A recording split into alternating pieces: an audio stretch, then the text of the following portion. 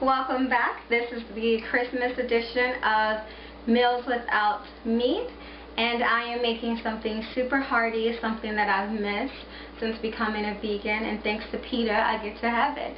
So a little Christmas story. My boyfriend and I celebrate Christmas early because our hometowns are not near each other, and last year he made the dinner and I came with vegan dessert. Now I was only a month vegan, so those cupcakes were not good. So that was a learning experience, and that's part of the reason why I created this channel, so that you would have tried and true recipes that will work out, that will be delicious. So this year he's making a vegan sweet potato pie, and I have the pleasure of making the meal, which is a vegan pot pie. Stay tuned. Alright, we'll go ahead and get started. You want to start by preheating your oven to 400 degrees. These are all the ingredients that I am using. So 2 vegan crescent rolls, nutritional yeast, which I believe is optional, but I got mine from Whole Foods, frozen vegetables, whatever you would like, but I'm using broccoli, zucchini, red pepper, and onion. I'm also using some asparagus that I have from another recipe, a bag of frozen mixed vegetables, 4 boiled potatoes, vegetable stock, all-purpose flour, and some seasonings, rosemary, basil, chili pepper, cumin, and garlic salt. And I'll also be using 1/4 a cup of olive oil. We're going to start by taking 1/2 a cup of the nutritional yeast. We're going to put it in a pot. We're going to let that toast. I'm going to go ahead and just put it on like 5. And we're going to combine that with 1/2 cup of flour, and then the 1/4 cup of oil. We're going to go ahead and mix that in. After that, we're going to pour in 2½ cups of the vegetable stock. We're going to keep stirring the nutritional yeast and flour so it gets more creamy. Now that the mixture is uniform, you want to go ahead and add in all the vegetables that you want to use.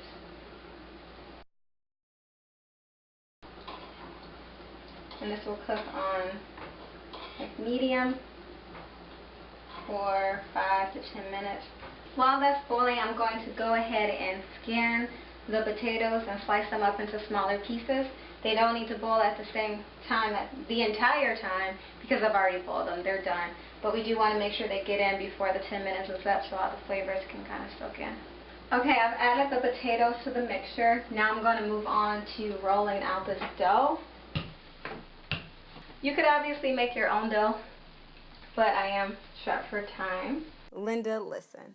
I don't know what happened to the clip that shows the next step, but here it is.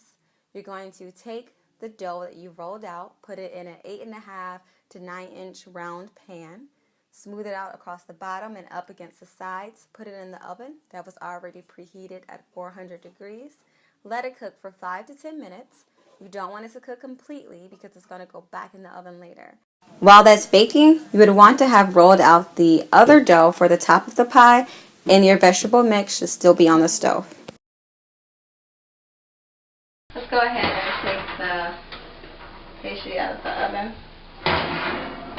It's just supposed to puff up a bit because remember, it's going to go right back in the oven. Then we're going to pour the mixture on top.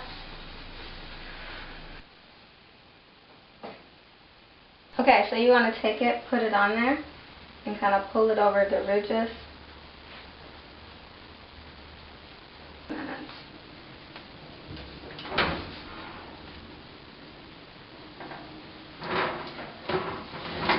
While it's in its final stages of cooking, just a few things to tell you so that you can make it in a more time efficient way. I'd recommend rolling out the dough before you mix the vegetables together. Roll the dough out, put it in the pan, let it bake for 5 minutes or until it gets puffy, 5 to 10 minutes. And while it's baking, prepare your vegetables. So then you're stirring the vegetables are heating for 10 minutes, and while they're heating for 10 minutes, you're rolling out the other dough. And so that is probably a more time-efficient way to do this. If you were to not use nutritional yeast, I wanted to communicate that you probably want to double the flour.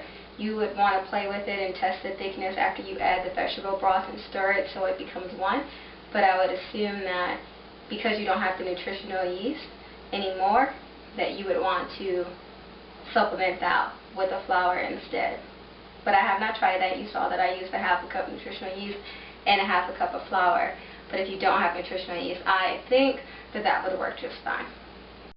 Enjoy. Merry Christmas.